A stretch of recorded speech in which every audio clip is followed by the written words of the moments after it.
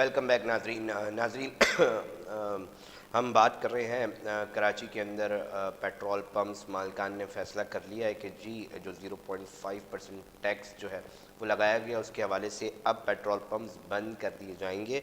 इसके ऊपर तमाम एसोसिएशन और फेडरेशंस की जानिब से जो है नुमाइंदा तंजीमें हैं, उन्होंने ये बाकायदा ऐलान कर दिया। इसके ऊपर तफसील से आज गुफ्तगू करेंगे कि आखिर मामला इस नहज तक क्यों पहुँचा, कैसे पहुँचा और आखिर क्या रिजर्वेशंस क्या हैं तमाम पंप्स मालकान को। इसी हवाले से हमने रब्ता किया है तमाम इनकी जो all Pakistan petroleum and CNG federation है, उनके जनरल सेक्रेटरी वली वारिस से। जी वली वारिस साहब, बताइएगा क्या इशूज़ हैं, इतना बड़ा फैसला करने जा रहे हैं कि मुल्क भर के पेट्रोल पंप बंद होंगे? देखिए, फैसला बड़ा जरूर है, लेकिन शायद कि हुकूमत पाकिस्तान ने इससे बहुत बड़ा फैसला कर दिया। अच्छा। हमारे ऊपर जितने टैक्स लागू थे वो जब हमारी इनवाइस बनती है, जिस वक्त हम लोड बुक करवाते हैं, यानी कि अपनी पंप में प्रोडक्ट मंगवाते हैं, उस वक्त तमाम टैक्स उसमें शामिल होते हैं। अभी गवर्नमेंट ने 0.5% हम पर एडवांस टैक्स मजीद लगा दिया है। अगर 0.5% को अगर हम ले तो कम से कम 1 लीटर पे 1.5 रुपए मजीद टैक्स देना पड़ेगा। 1 लीटर पर इस वक्त जो है वो पंप मालकान की बचत जो है वो बमुश्किल 5.5 रुपए, यानी कि जो कि 4 रुपए रह जाएगी, जबकि बिजली और दीगर अखराजात बहुत ज्यादा बढ़ चुके हैं। तो भाई इस सूरत में हम तो कारोबार नहीं चला सकते। हमने हुकूमत से 12 मुतालबा किया है कि हमारा कारोबार या हमारे मामला जो है वो हर कारोबार फीसदी एतबार से परसेंटेज वाइज है। तो भाई आप इसको, जब 100 रुपए लीटर पेट्रोल था उस वक्त भी हमारा प्रॉफिट मार्जिन वही था। आज जो है वो जितने रुपए पेट्रोल है, अब आज भी हमारा प्रॉफिट मार्जिन वही है।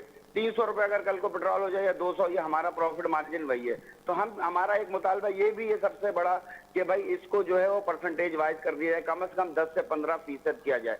दूसरा, 0.5% टैक्स लगाने की वजह से हम अपनी मौत आप मर गए, लिहाजा शटर डाउन के अलावा कोई चारा नहीं कि कराची से लेकर के खैबर तक और कोयटा से लेकर के लाहौर तक तमाम पंप बंद कर दिए जाए। सुबह 6 बजे तक हम हमारे तमाम पंप जो हमारे मेंबर्स हैं, और इसमें आपस में जितनी यूनियन है, पेट्रोल पंप एसोसिएशन से आपस में, इनमें बिल्कुल इत्तफाक हुआ है कि हम कोई भी पंप किसी सूरत नहीं खोलेंगे। हाँ, अलबत्ता हम एम्बुलेंस को और पुलिस की गाड़ियों को जो है बिला तातुल फ्यूल की फराहमी जारी रखेंगे, ताकि पेट्रोलिंग मुतासिर ना हो और किसी मरीज की कीमती जान का जियान हो।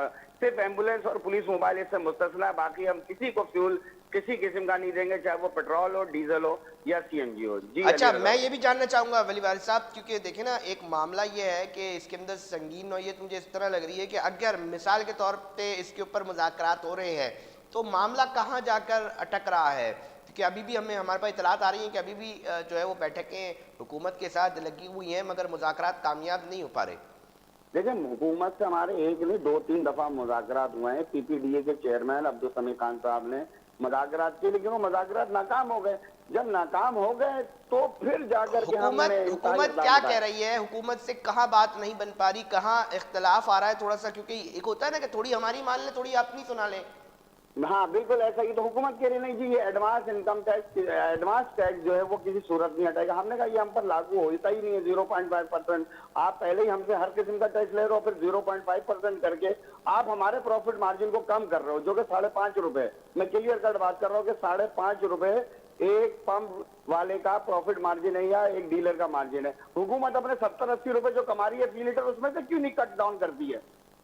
अच्छा वली वारिस साहब, अब आप इसका एंड क्या समझ रहे हैं, इसका वे आउट क्या निकल रहा है? क्योंकि वे आउट के ऊपर तो बात होगी ना, पेट्रोल पंप्स कब तक बंद कर देंगे? आप लोगों का कारोबार और जिंदगी, मामूली जिंदगी तबाह हो जाएगा अगर आप लोगों ने पेट्रोल पंप्स बंद कर दिए। एक घंटे बड़ा मामला खराब हो जाएगा। हड़ताल की अपील की है अपने मेंबरान से, एक, और दूसरे, जब तक 0.5% टैक्स गवर्नमेंट वापस नहीं करती, इसको रिवर्स नहीं करती, इंतहाई माजरत के साथ हम पंप खोलने से कासिर है। बात यह है कि भाई हमारा भी पेट है, हमारे भी बच्चे हैं, हम कहां से चलाएं कारोबार? आप मुझे ये बताओ, बिजली की कीमत गवर्नमेंट ने कहां पहुंचा दी है?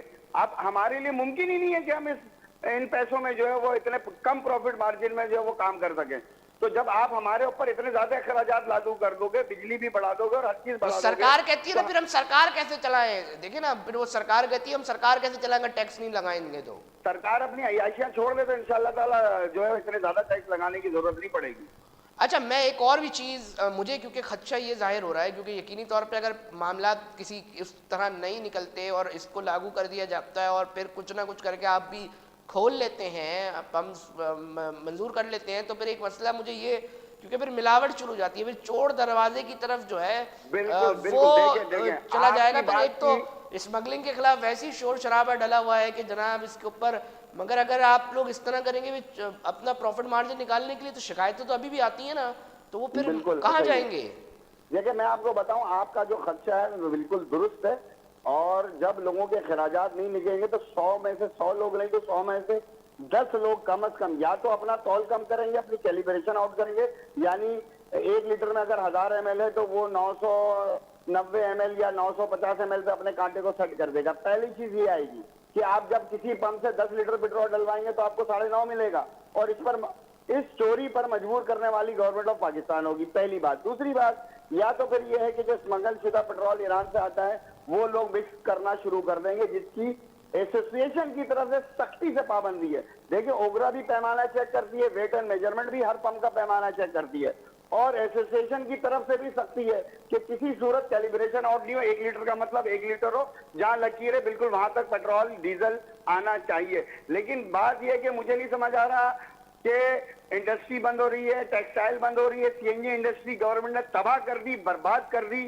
एक जमाना था कि भाई लाइनें लगा कर दी थी, उस वक्त भी हमने एम्बुलेंस को लाइन से मुस्तस्ना किया हुआ था, और अब ये पेट्रोल और डीजल की तरफ आ गए। तो मुझे नहीं मालूम कि हुकूमत क्या चाह रही है हमारे साथ। तो वली साहब मैं ये भी कहना चाहता हूं कि हमारे साथ बैठ के हमारी बात सुने। वली साहब, आपकी यकीनी तौर पे हम कोशिश कर रहे हैं कि आपका मौक़िफ़ वहाँ तक पहुँचे, और आपकी मुलाकातें भी जारी हो रही हैं, और एक यकीनी तौर पे हम डिस्कस भी इसीलिए कर रहे हैं कि आखिर मसला क्या है, एक आम आदमी भी समझ सके इसका असर एक आम आदमी पे फिर किस तरह होगा, थोड़ा ये भी बता दें। ये तो आपने इशारतन बात कर दी है, मेरे खदशे के ऊपर जो है वो तस्दीक भी कर दी है कि जनाब एक तो मिलावट शुदा जो पेट्रोल है वो उनके नसीब में मुकद्दर बनेगा। अगर 100 में से मिसाल के तौर पे 10 लोग मिलावट शुदा पेट्रोल बेचने लगे, या फिर पैमाने को कम कर दिया, अल्लाह ना करे, जो कि इस पर सख्त वईद है, तो भाई ये होगा कि फिर गाड़ियां नॉकिंग शुरू कर देंगी, गाड़ियां खराब होना शुरू हो जाएंगी, लोगों की जेब पर असर पड़ेगा। तो ये नुकसान तो सरासर अवाम को हो रहा है ना, अवामी भुगत रही है। अभी जैसे आज ही खबर आई है कि गवर्नमेंट ने जो है वो फी यूनिट मजीद इजाफा कर दिया है बिजली की कीमत में। तो आप मुझे बताओ मैं बिजली का बिल कैसे दूं? मैं जो एक नोजल जो है वो जब उठाई जाती है, और जब पेट्रोल हम 50 का भरें या 100 का भरें या 10,000 का भरें, तो भाई बिजली का टॉर्क का एक खर्च होता है, और इसमें बिजली इस्तेमाल होती है उस मोटर को चलने में। तो उस बिजली का बिल हम कहां से दें? फिर हमारे दूसरे खर्चात है, खाना पीना है, लेबर का, लेबर की तनख्वाह है, मैनेजर की तनख्वाह है, कैशियर की तनख्वाह है, बहुत सारी चीजें, एक दो चीजें नहीं है। तो ये भाई आप किस तरफ लेकर के जा रहे हो मुल्क को, मुझे तो नहीं समझ में आ रहा। तो हुकूमत को चाहिए कि हर ट्रेड की एसोसिएशन के साथ बैठे और उससे पूछे कि इस मामले में हमें क्या इकदाम करने चाहिए। नहीं तो वली वारिस साहब, ये टैक्स जब लग रहा था उससे कबल स्टेक होल्डर्स के साथ बैठक नहीं हुई? मतलब बिल्कुल भी नहीं हुई, बिल्कुल भी नहीं हुई। देखिए नाज़रीन, ये एक इंतहाई तकलीफदेह मामला है, क्योंकि मैं कोशिश ये करता हूँ, ये सवाल इसलिए भी रखता हूँ कि कम से कम मैं जान सकूं कि मामला क्या है। मैं मुख्तलिफ एसोसिएशन के लीडरान से मुलाकात भी करता हूं, बातचीत भी करता हूं, प्रोग्राम में भी उनका मौक़िफ़ जो है सामने करता हूं। जब भी ये सवाल कर रहा हूं तो किसी एक एसोसिएशन की जानिब से भी ये जवाब नहीं मिला मुझे कि जनाब सरकार हमारे साथ बैठी है और उन्होंने इस चीज़ के ऊपर हमारा भी इंटेक लिया है और उसके ऊपर हमने फिर ये राय दी है। अब वली वारिस साहब, आप लोगों के साथ बैठे नहीं, स्टेक होल्डर हैं आप लोग बड़े, तो फिर किसके साथ बैठी है सरकार? ये तो सरकार से पूछे ना, मैं क्या कह सकता हूँ। इधर एक आपको पता होगा ना वली वारिस साहब, फिर किसके साथ बैठ के ये बनाए जा रहे हैं ये टैक्स के? हर बंदा ही शोर मचा रहा है, हर बंदा ही चीख रहा है, हर बंदे की तरफ से परेशानी, वो ये कह रहा है जनाब अब हम कारोबार बंद करने की तरफ आ गए, हम कारोबार खोल नहीं सकते। अभी थोड़े दिन पहले आपने देखा होगा कि वो फला टेक्सटाइल कंपनी बंद हो गई और उसने 1 माह की पेशगी तनख्वाह अपने मुलाजमीन को दे दी, और 2-2.5 हजार मुलाजिम जो है वो अचानक जो है वो फारिग हो गया। तो भाई ये आप ये देखें कि सूरत हाल कहाँ जा रही है। मैं ये कहता हूँ कि गवर्नमेंट, हर ट्रेड की यूनियन मौजूद है, उनके साथ बैठे और उनसे पूछे वो उस कारोबार को और उसके असरार और रमूज। अच्छा एक बात बताएं वली वारिस साहब, मैं ये सवाल जहां ये रखता हूं ना वहां ये भी रखता हूं कि अच्छा आप लोगों के साथ अगर मिसाल के तौर पे बैठ जाया जाता तो आप लोग क्या तजवीज पेश करते? क्योंकि सरकार को टैक्स भी चाहिए, क्योंकि रियासत उसको पैसा चाहिए ना, वो नहीं चल रही, कर्जे लिए हुए, बहुत सारे मसाइल है। पैसा देने को हम तैयार है, हमने मना कब किया है, लेकिन हमें जबा तो नहीं करो ना कम अज कम। तो फिर किस तरह ये सूरत हाल चीजें जो है वो बेहतरी की तरफ जा सकती है? वली वारिस साहब तैयार है, लेकिन जायज टैक्स लो ना।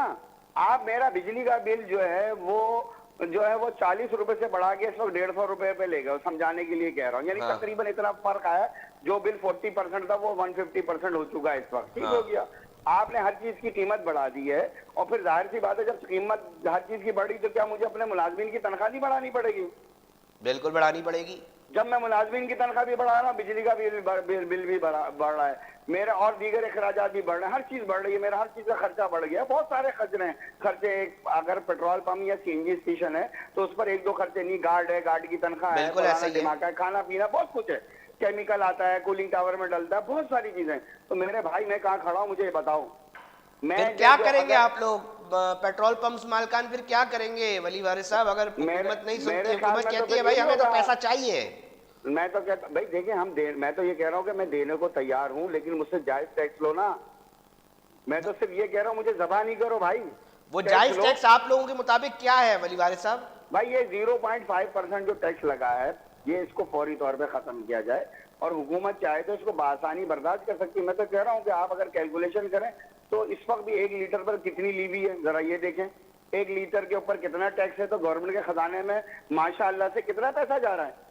तो अगर 2-4 रुपए कोई और ले जाएगा, और गवर्नमेंट और आवाम को अगर आप 1-2 रुपए का मजीद रिलीफ दे देंगे, तो इससे क्या फर्क पड़ जाएगा आपके खजाने में?